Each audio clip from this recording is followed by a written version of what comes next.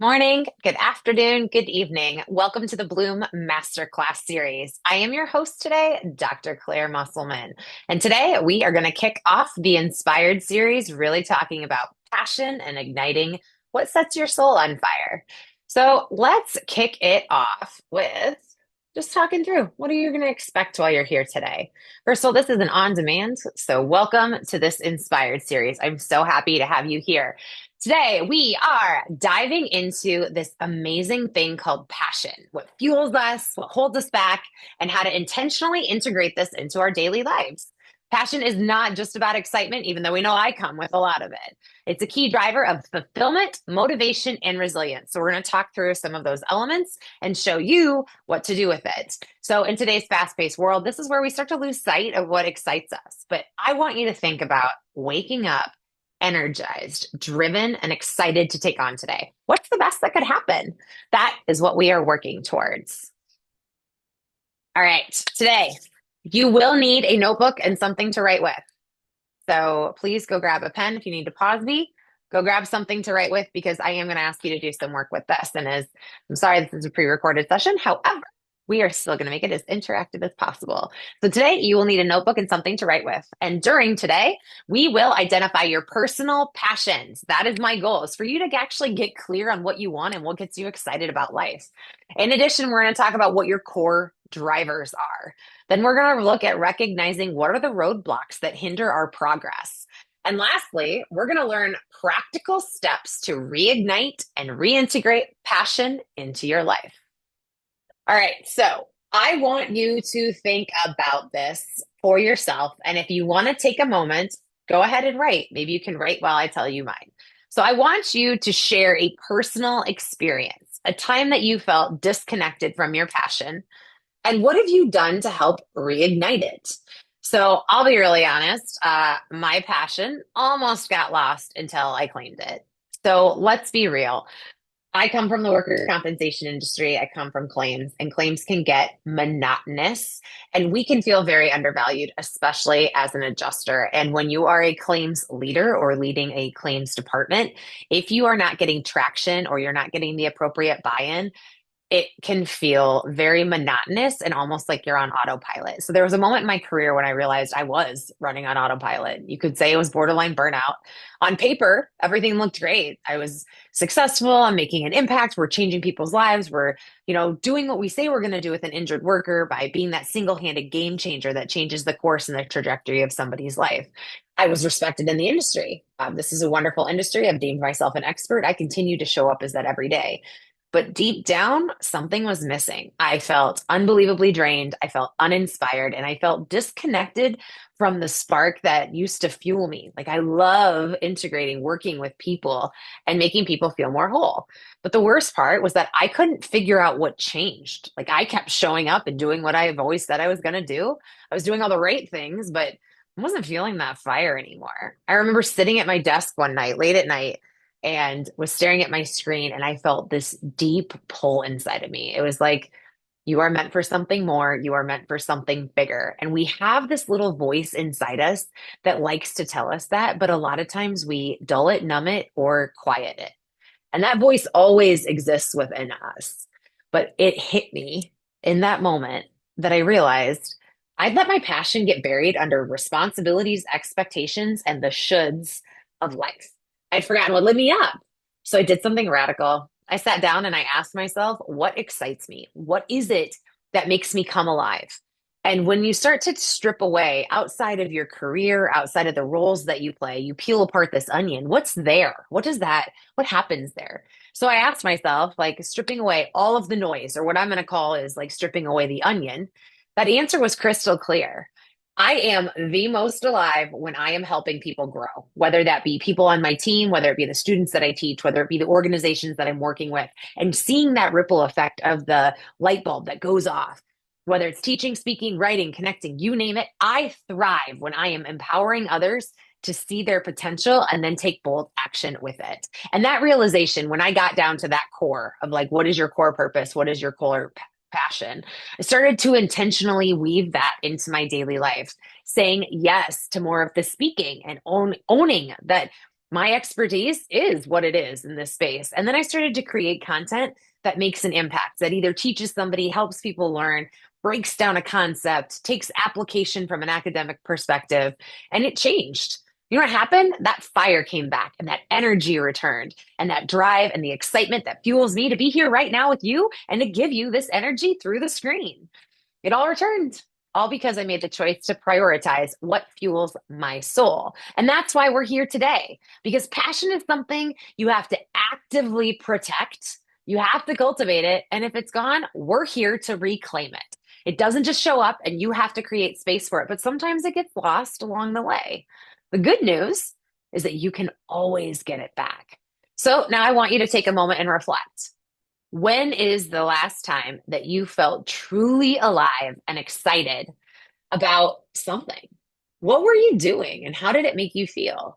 I joke that when I go outside and I feel sunlight, I can actually like feel myself like a plant growing towards the sunlight. And it gets me really excited because I feel growth and it makes me understand one, I need more water because if I'm going to pretend I'm a plant, I obviously need more water. But also, it makes me feel alive. It is a feeling like when that sun hits your face and you're doing your best to just be in existence. What does that look like for you? So grab a notebook, jot down one moment where you felt most passionate. I want you to tell me what you were doing, who you were with, and what did you feel? What are those emotions? I'm going to ask you about the emotions to a lot of things today because that's where we start to understand what's physiologically going on in our body. And that can be really heavily dictated through our emotions. So think about that. Go ahead and keep writing, and I'm going to keep moving on.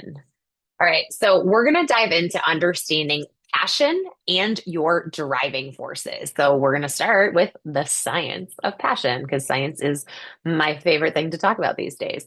So let's first acknowledge that passion isn't just a feeling. Like when we know passion, it is a powerful biomedical process that influences how we experience motivation, engagement, and the most importantly, long-term fulfillment.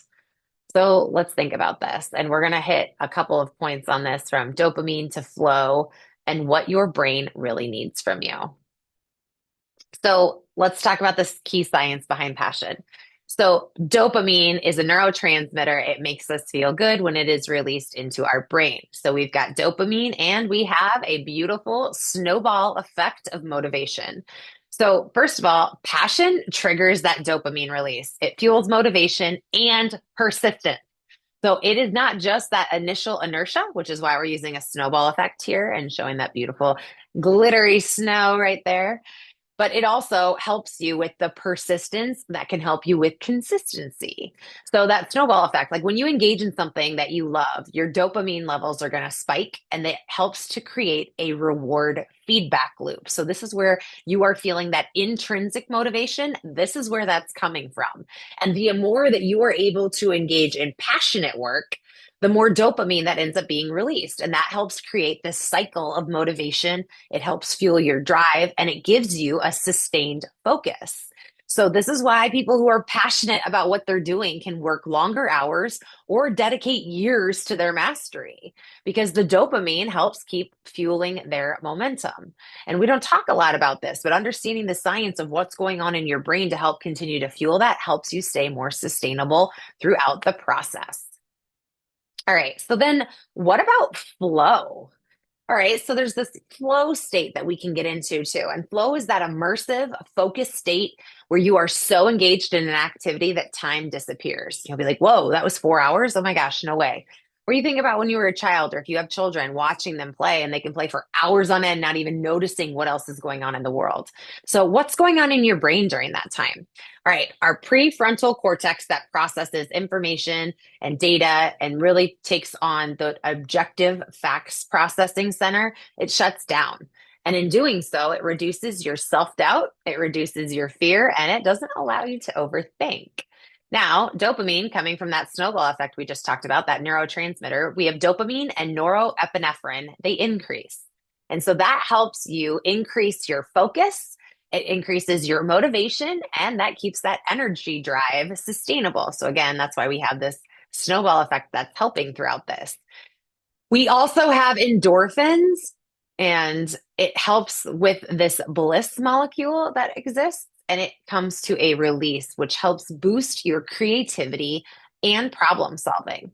And then we have theta and alpha brainwaves that start to take over during this flow process, and these help promote your relaxation, your deep focus, and your peak performance. So, if we think about how athletes, musicians, writers, entrepreneurs, they all chase this flow state because if you can get into it, it is an ultimate state of effortless high performance. And that's truly what we're looking for to achieve this wonderful state. All right, so let's turn this over to you. We have to get really clear on what sets our soul on fire and where we find our passion. But sometimes we have not allowed ourselves the space to figure out what that is. So today I'm going to ask you to give yourself the time. So please pull out your notebook. Please pull out a writing utensil. I need you to answer these questions. You will get 30 seconds for each question. There are 20 questions. It's going to take us 10 minutes of this master class. I'm going to set the timer for you. It will be visible on the screen. You will get 30 seconds. Your goal is to push out an answer. It's not to overthink, but to just write and get that going. I really want you to just respond with your gut instinct and let's see where it takes us. And then I'm going to give you a little bit of reflection time at the end to start to look for patterns and reoccurring themes. And to make sure that this is fair for all of us, I am also going to take a moment and grab my own notebook so that you know you are not alone in this. And I'm going to be doing this with you. So let's get to it. Question one. What did you love? Oops. What did you love doing as a child that you no longer do? And why does it not want to? All right. I will be timing us. So go ahead and go.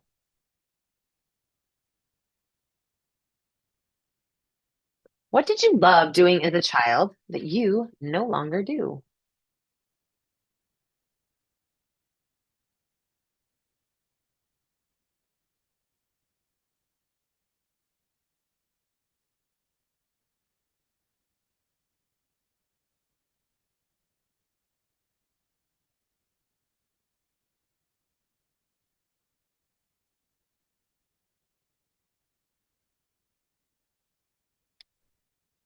All right. Next question. If you had unlimited time and resources, what hobby would you start today?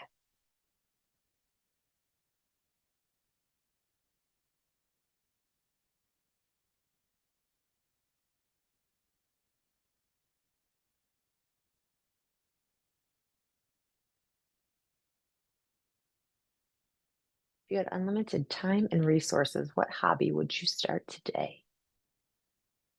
All right, next question. What was your favorite subject in school and why?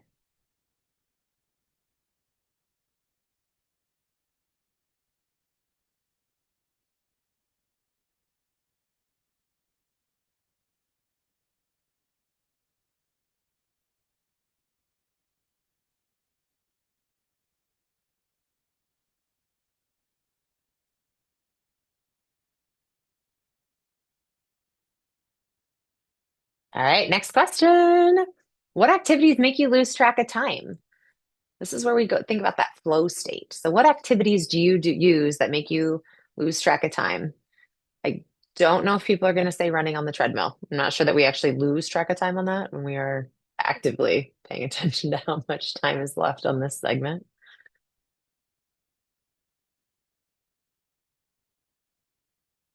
You might start seeing a theme come too if you start to write down these answers and you're like, oh, something's repeating itself. We'll come back to that. Next question. What is something we could talk about? You could talk about, feel free to give me a buzz. You could talk about for hours without getting bored. What is the subject?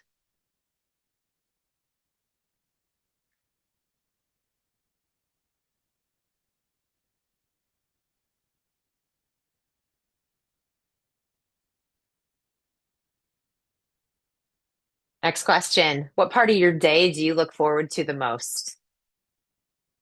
I just put my coffee cup in here. Does coffee count as an example?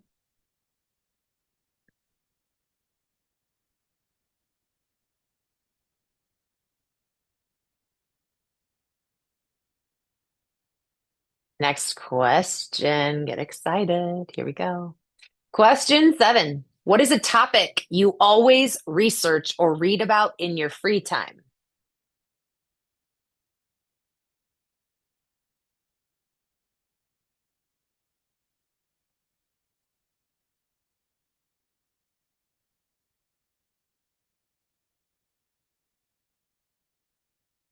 What's a topic you always research or read about in your free time?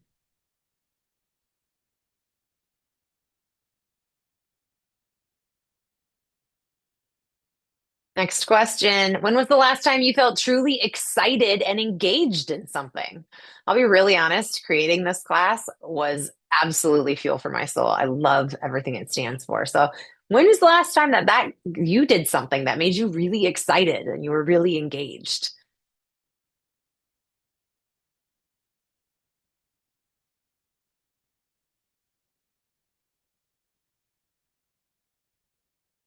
Next question. What activity makes you feel energized rather than drained? Because we know energy out, but what keeps you energized rather than sucking that energy out?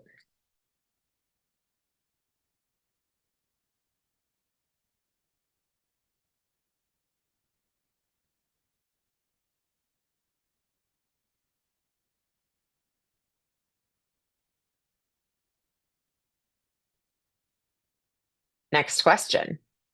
What kind of work makes you feel alive and not just productive? What does that look like for you?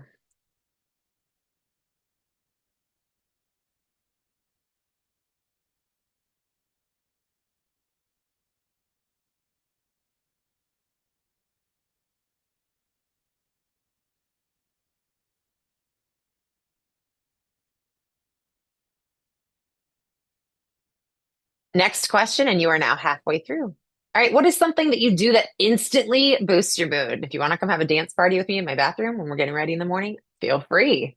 What do you do to boost your mood? And if you don't know, that's an answer within itself.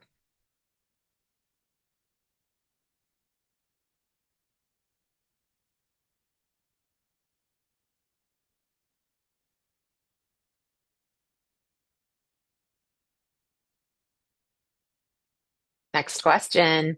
What physical reactions do you notice when you are passionate? Like, think about, does your heart race? Do you get those feelings of excitement? Are you smiling? Do you feel in the zone? What are the physical reactions that you can pay attention to?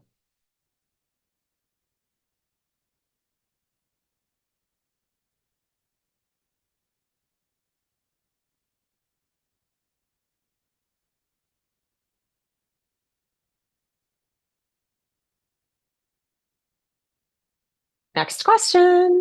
If money was not an issue, what would you spend your days doing?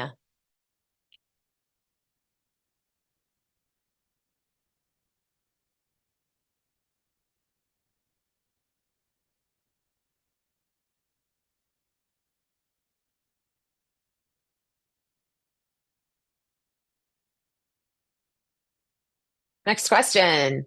14. What is a dream job or role you have secretly wanted but never pursued?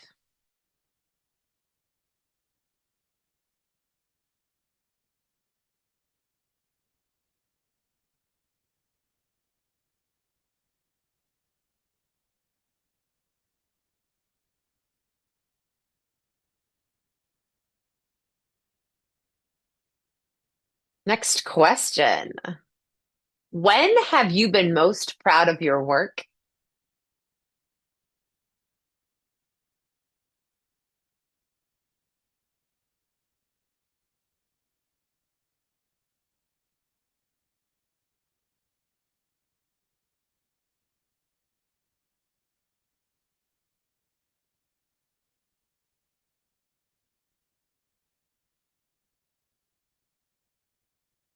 Next question. What skill or talent do people compliment you on? What's that look like?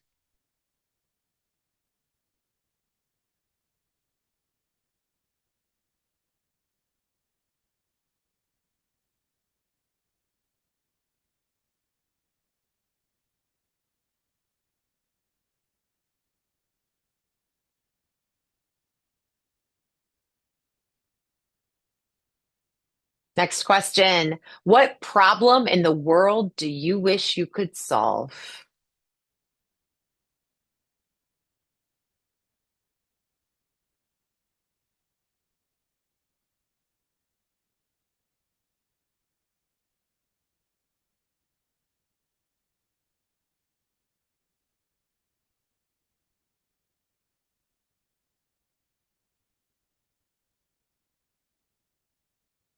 Next question. If you could be known for one thing, what would it be?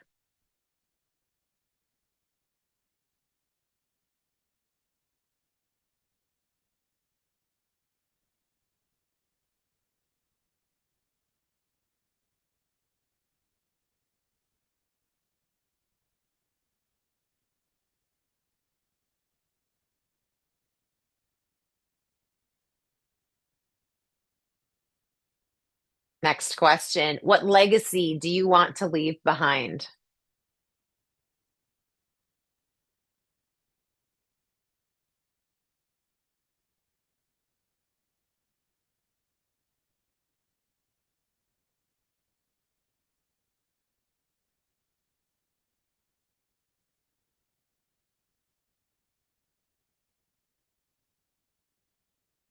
And here we go. Last question. How do you want to feel at the end of your life while looking back?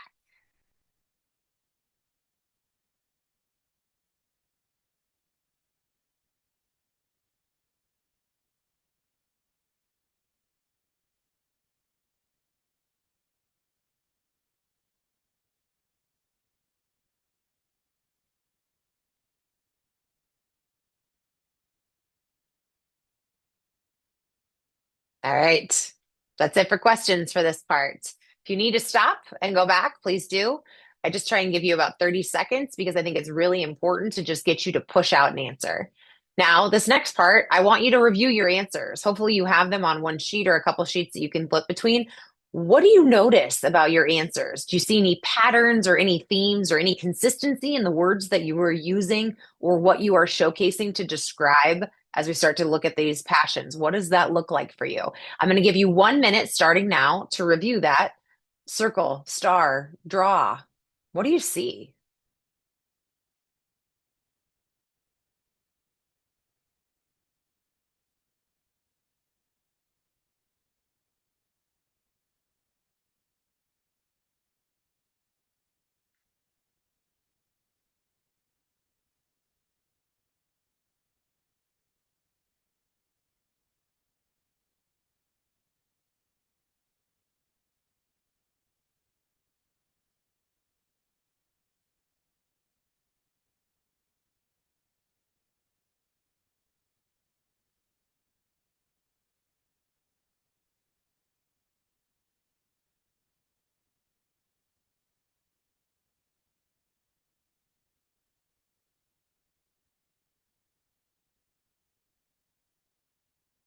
You want to write down anything else? Just something that you see, something that you noticed.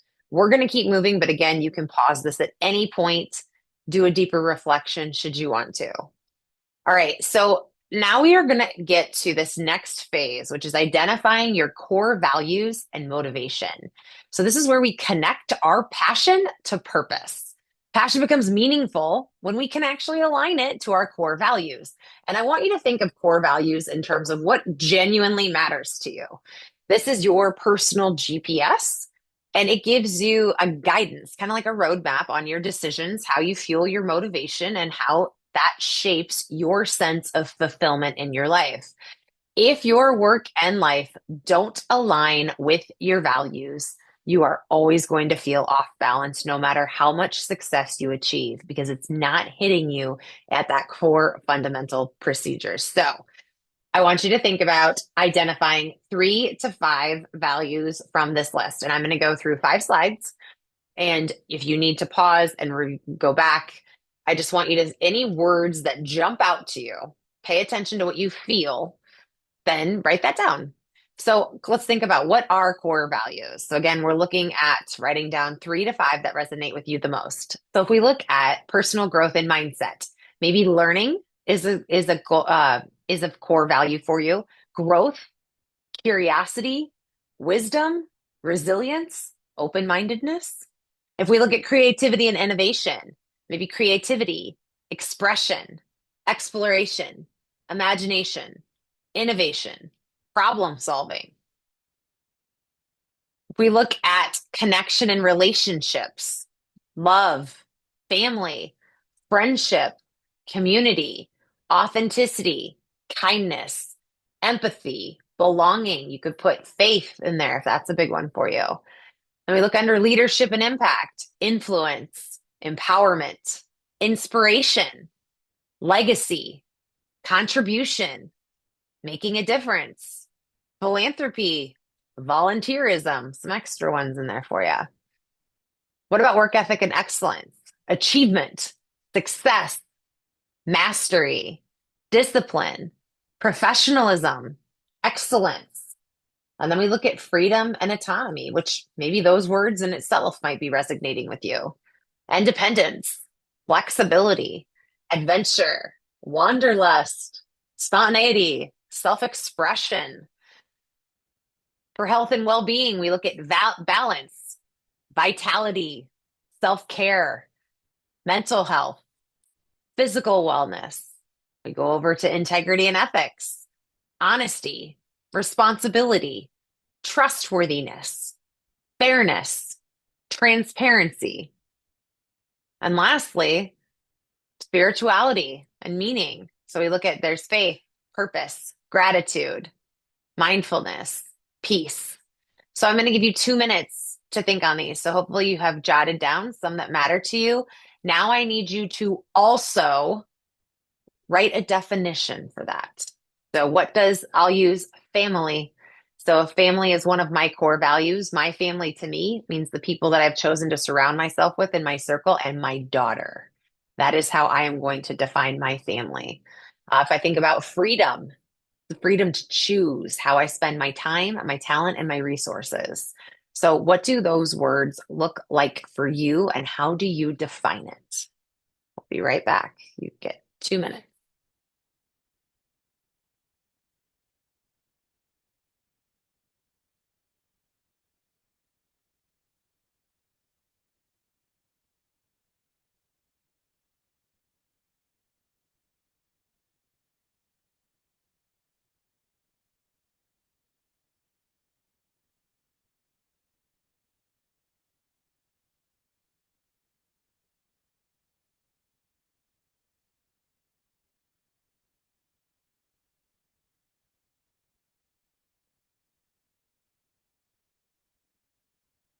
You have 1 minute remaining. Put a couple of notes next to those words.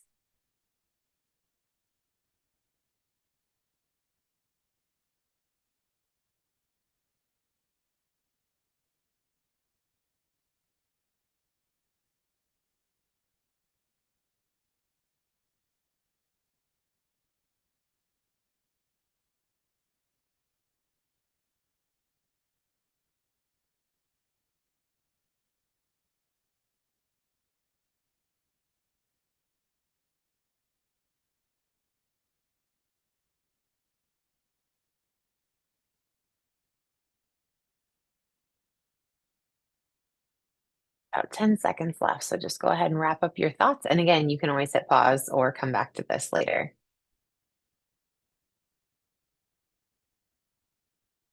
All right. So let's give an example. So now I want you to look at the 3 to 5 values that you chose. And I want you to ask yourself, all right, how do these values show up in my life today? Are there any areas where I feel disconnected from these values? And how can I align my passion with these values more intentionally? So if you scroll up or if you flip from page to page and you see, okay, here's what I was realizing from my passion piece. And now we start to look at the values that intersect with this. What does that look like? So, for example, if you chose creativity, growth, and influence, you might find passion in writing, mentoring, or speaking. If you chose health, balance, and adventure, you might align well with helping others through wellness coaching, fitness, or travel.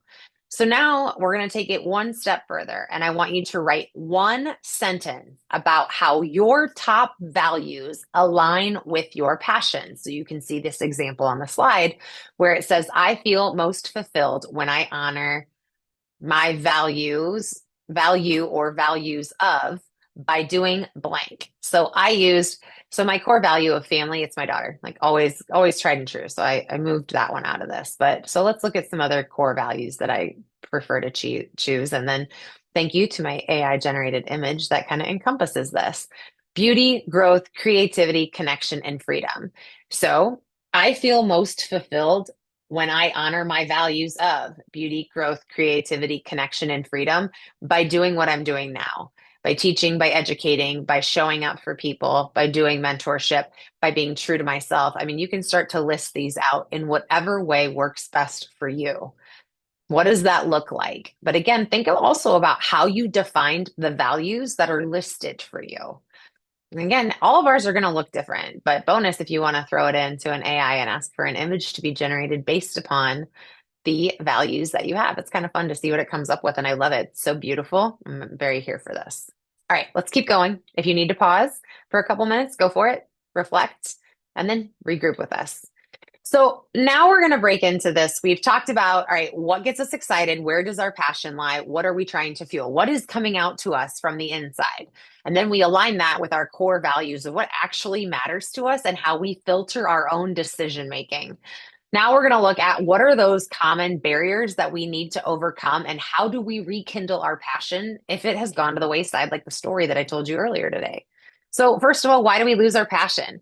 So, passion, you don't run out of passion. That's not what happens. It ends up getting buried under certain emotions like fear, exhaustion, or maybe external pressures of what's going on in life. So, we are going to focus on four main roadblocks that can steal your fire and what actually goes on in your brain and your body when they do. We're going to talk about the fear of failure when your brain is trying to protect you. We're going to talk about time constraints. Time is truly the only currency, but your brain can default into survival mode. We're going to talk about external expectations because guess what? We're all wired for social approval. It's called tribal mentality, and we are biologically wired for this human connection component. And then burnout. Your brain is drained, and passion does need time to recover. You don't run out of it, but sometimes we will drain ourselves. And so we just have to find a way to re-spark that. And I really love this. I love this segment because I think this is the stuff we need to talk about. So let's go into the fear of failure. So this is the body's safety, or sorry, the brain's safety mechanism. Think of fear of failure as what if I'm not good enough? So this is where our amygdala overactivates, hardcore. Your amygdala, which is the fear center of the brain, which helps keep us protected, puts us on alert, produces cortisol to be like, hey, something's going on. This is where it's on high alert and it is triggering a fight or flight response whenever you consider stepping out of your comfort zone. So let's say you've got to do something public speaking and you get this like, heart rate's going to increase, our blood pressure is going to increase. We just get this fear. It's that, okay, what if I'm not good enough? And I think when we start to rephase fear of failure with the what if I'm not good enough, to whom? So your brain's going to start to receive, your brain perceives risk. And I like to call this our own risk management control center. But our brain perceives risks, even those non-life threatening ones, like starting a new project or even speaking up in a meeting, taking 10 seconds of radical bravery. But our brain perceives it as a potential danger, like, getting chased by a tiger. And then we look at it from that standpoint of if it's a potential danger, we're going to have stress hormones that, like cortisol, will flood our system. And that ends up being a really big deal because cortisol inflames our body. Again, it's trying to get us to go ahead, pay attention to this. And then our goal is that it will release. Think about a rabbit getting chased by a dog. That cortisol level is going to be high. It's got to get itself safe. And then when the rabbit finds its way to safety, it will relax and everything dissipates and it exhales. But what happens in a human construct when we're looking at it from our risk management center of our brain is that this leads to paralysis by analysis. And this is where we start overthinking, doubting ourselves, and eventually we don't take any action at all because we are afraid to fail. And I think we see this a lot in our work lives. So my goal for you is to think about how do you overcome this? So we're going to reframe fear as proof of growth. So instead of what if I fail, what about what will I learn from this? So it doesn't have to be an all or nothing of failure or success, but all right, what if I fail? Let's shift that and reframe this fear as a proof of growth by thinking of it as what will I learn? Then we're going to take small, low risk actions. Our brain is going to adapt through its neuroplasticity, meaning that constant exposure to these small changes reduces fear over time. So let's say you hate going to networking events. It's just not your thing to be out there and on. What if you give yourself, I'm going to go to an event, and I'm going to meet one new person. So your brain can start to use that neuroplasticity, have some constant exposure. Maybe we're just going to meet one person this time, or we're only going to stay for 10 minutes. So you've given yourself, here are my boundaries and the parameters that I'm going to operate with. I'm just going to take this baby step forward. And then you see how that goes. And maybe that's enough for that day. So the next time you go to an event, you're going to meet two, or you're going to stay 15 minutes. And you give it your all for that specific set of time or to meet those 1 to 2 people. And if you start to reframe this with these smaller, lower risk actions, your brain's going to continue to adapt. And this is where it's taking that like radical bravery for like 10 seconds and getting yourself to just try. What will you learn from this? And then also, we want to name that fear. So write down the worst case scenario. It's going to activate your prefrontal cortex, that rational thinking brain. And as a result of activating that prefrontal cortex, you will reduce the amygdala overreaction, or excuse me, overactivation. So think about it in this capacity. All right. If we can write down, all right, what's the worst that could happen? Your fear is out there and it's done. You've already acknowledged it and addressed it. So that helps your brain rationalize, okay, I've gotten this out there, done. Now your amygdala can kind of right size itself. So I want you to think about this. What is one thing that you've been avoiding because of fear? And then what's one tiny step that you can take as a result of this? Things to think about. And again, if you want to pause, reflect, go for it.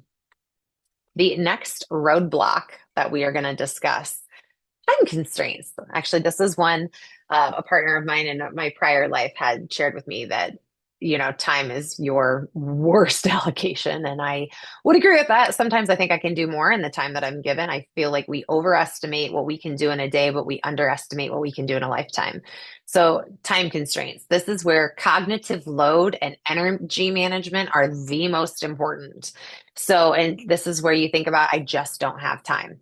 Okay. I need you to stop saying that because guess what? We're all busy. Everybody has things.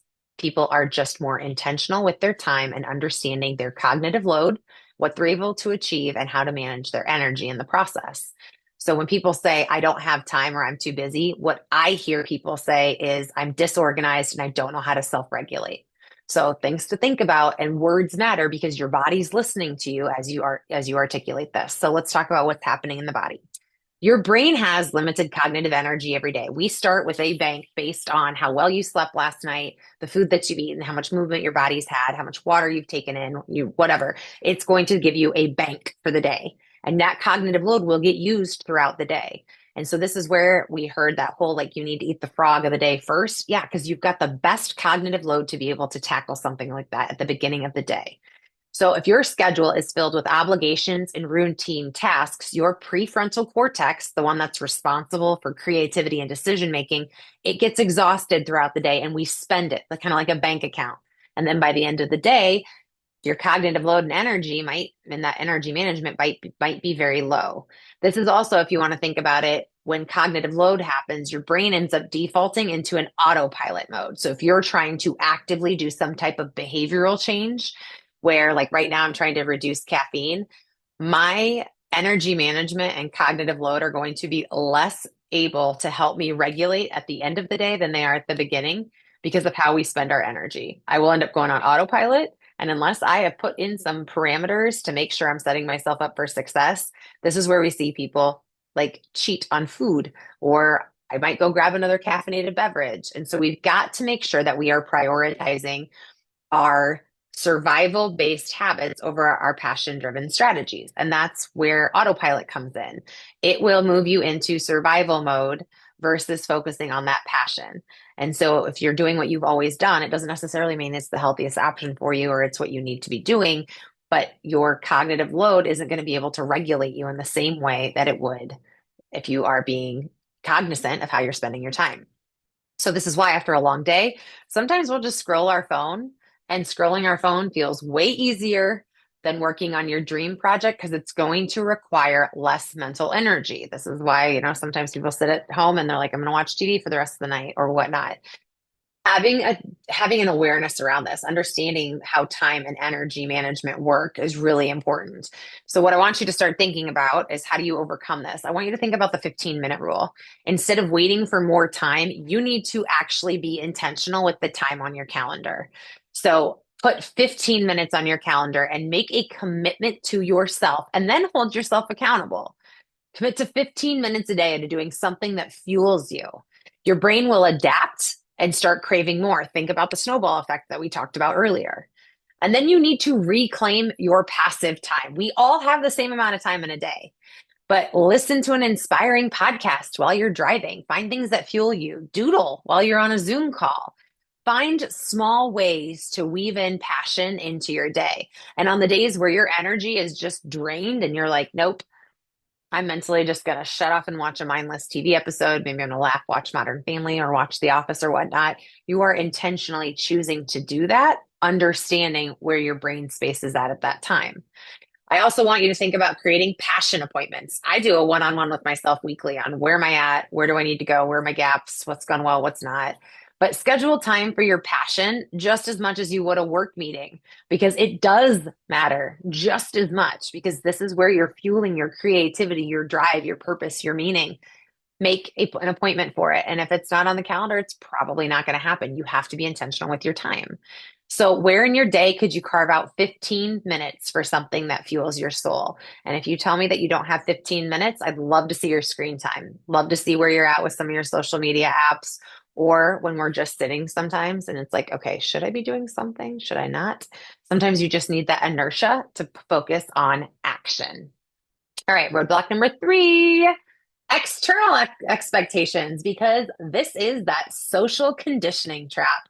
We are tribally wired human beings. We do go into the what will people think? We do. It happens all the time. This is where we start to hear about imposter syndrome. We've got other things that are going on in our world.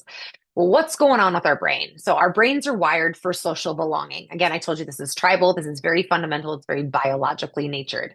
In fact, rejection activates the same neural pain pathway as a physical injury. So know that if a rejection comes and you feel hurt, you literally are. It's the same neural pain pathway as a physical injury. So our dopamine reward system, or our dopaminergic reward system, pushes us to seek approval. And that's why we tend to prioritize what others expect over what's going to truly fulfill us. Now, I want to caveat this because this will come later on in our series, but are the expectations real or are they in your head? And I'm going to give you permission. This is permission granted to start breaking the rules that don't exist. So think about this. We prioritize what others expect over what truly fulfills us, but make sure that those expectations are actually real and not just living in your head. Go break those rules, those unofficial rules that don't exist. Think about that. Now, when this happens and our dopaminergic reward system pushes us to seek our approval from other people versus what fills us, it creates this internal conflict. And this is where we want to follow our passion and we want to do it, sets us alive and makes us vibrant, but we don't want to disappoint other people along the way. And that ends up triggering us with some emotional resistance. So how do we do this? You've got to start by asking yourself, whose voice is in my head? Are you living by your values or the somebody else's expectations? A lot of this can be programmed from our upbringing, maybe our nuclear family, our extended family, generational dynamics can play into this, but whose voice is in your head? This has got to be your number one cheerleader. Are you living by your values? Are you living by somebody else's expectations? And if you aren't going to be proactively carving your own path, you will be passively conditioned. So, something to think about that. Shift from external validation into that internal alignment where passion's intrinsic. We've just been talking about this. And the more that you choose, excuse me. Oh my goodness. I'm so sorry. The more that you chase external, um, the more you chase that external approval, this is where you're going to be draining your true motivation center. And that's really what we want to be avoiding. So we're going to try and shift from that external validation into an internal alignment that's shining from that inside out, focusing on that intrinsic motivation. And then you want you to find some expanders. Surround yourself, even if it's in a virtual capacity, with people who are already living in their passion, like a good human tribe. Who are those people for you? This rewires to be for your brain to believe that it's possible for you too. And this is where it's so important for us to be brave and bold and brilliant because other people see us doing that and it makes them want to do it too. So important. So, if you ignore judgment, what would you be doing differently in your life right now? Leave you with that while we move on. The last roadblock, and this one I feel like hits us all a little bit differently, burnout. Burnout is passion fatigue and dopamine depletion, where you just feel drained. I talked about this in the opening story. So, what's going on when we've got burnout? All right, burnout happens when our stress hormones, such as cortisol and adrenaline, have been elevated for far too long. It leads to a dopamine depletion, and that's the neurotransmitter that helps fuel our passion and motivation. Now, ideally, we complete the stress cycle every 24 hours.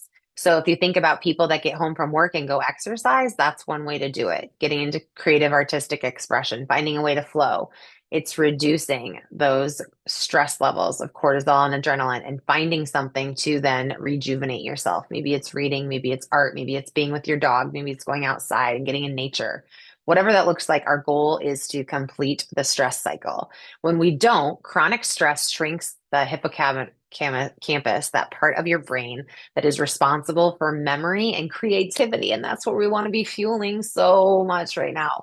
And this ends up making it way harder for you to feel excited about life and the things that once lit you up. And again, when we start to look at this over time, your brain associates worth with exhaustion rather than fulfillment. And that's why even your passion can start to feel like a chore. So, how are we supposed to overcome this? This is where we start to look at prioritizing active recovery. Passion needs rest to thrive. Like we all need sleep, we all need rejuvenation. Well, your passion does too. It needs rest to thrive. So this is where we make space to play, move, and do some non-goal based activities. Life is not always about a goal and trying to achieve, but actually being present and enjoying that moment.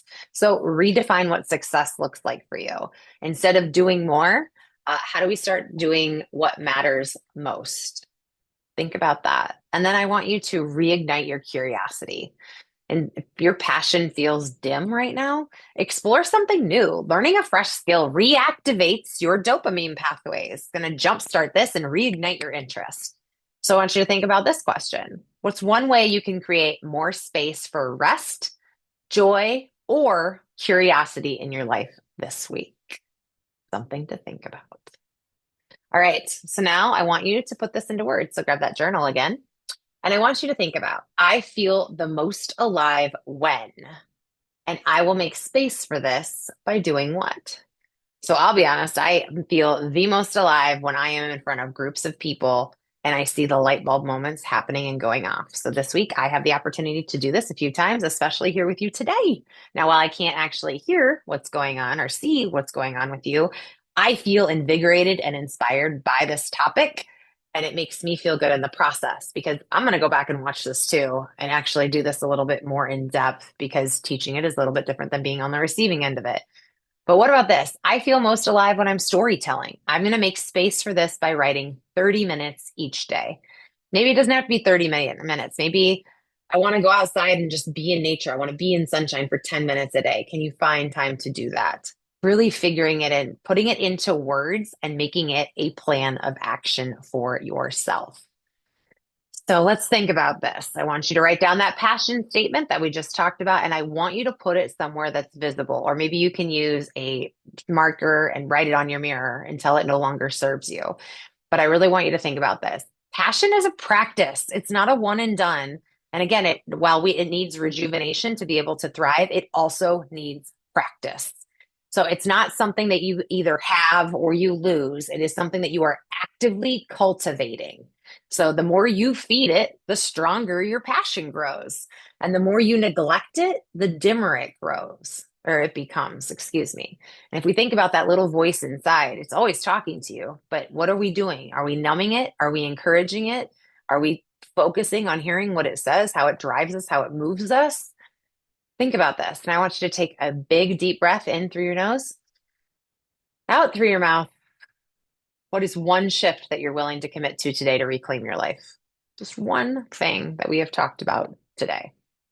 And then write that down. Writing helps solidify this.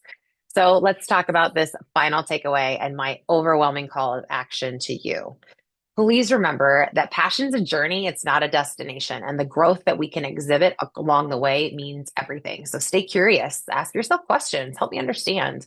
Allow yourself to evolve because we're not meant to be stagnant creatures. Growth is one of my fundamental core values. I am constantly growing. I like the feedback. I like to learn new things. I want to know what I don't know because there's so much of it out there. So your next steps when you're leaving here today, revisit your passion statement. I want you to put it somewhere visible. What does that look like? Put it on a sticky note, throw it on your computer, put it on a marker board, write it on your mirror, whatever is going to be best for you to see it visible. And then I want you to take one small action this week to move forward towards that passion. So maybe it's shutting your phone off a little bit early and going and reading something that you're curious about.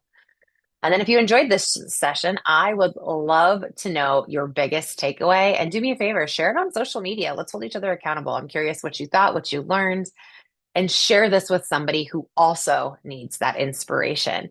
Because passion is the fuel that ignites your fire, and you are in control of keeping it alive.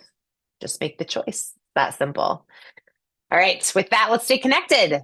Please feel free to drop me an email. You can find me on LinkedIn. You can visit my website. And if you got any questions, comments, or concerns, feel free to call or text. I wish you guys the best day ever. I hope you feel a little bit more inspired than before because I can tell you, I feel great being here with you today and whenever you are watching this. So thank you for your time and your energy. And I can't wait to hear what your baby step is moving forward. Giant shout out to Bloom. Thank you for having me today. And I look forward to our next masterclass series on fueling your passion.